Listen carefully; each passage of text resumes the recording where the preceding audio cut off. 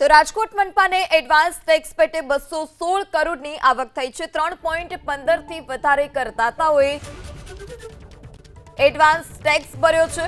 મનપાએ નવી એડવાન્સ વળતર સ્કીમ પણ જાહેર કરી છે। મહિલાઓને 10%, પુરુષોને 5% ડિસ્કાઉન્ટ, વન ટાઈમ ઇન્સ્ટોલમેન્ટ યોજના 30 જુલાઈ સુધી લંબાવાઈ છે।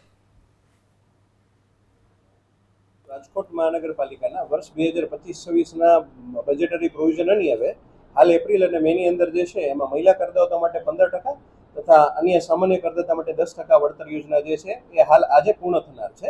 તેમાં આપને જણાવું તો કુલ જે છે 3,15,083 કરદાતા દ્વારા કુલ 216.32 કરોડનું જે છે એ ચૂકવણું કરવામાં આવેલું છે।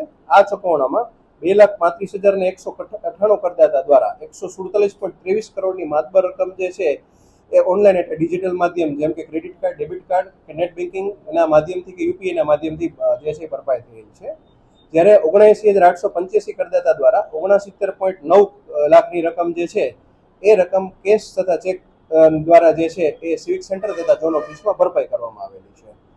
હવે આપને જણાવું તો જે છે એ જૂનની અંદર જે છે 1/6/2025 થી 30/6/2025 મુજબ જે લેડીઝ જે મહિલા કરદાતાઓ છે એમને જે છે એ 10% વળતર તથા સામાન્ય પુરુષ કરદાતાઓ અથવા અન્ય કરદાતાઓ માટે 5% વળતર યોજનાની જોગવાઈ 30/6/2025 સુધી અમલમાં રહેવામાં આવનાર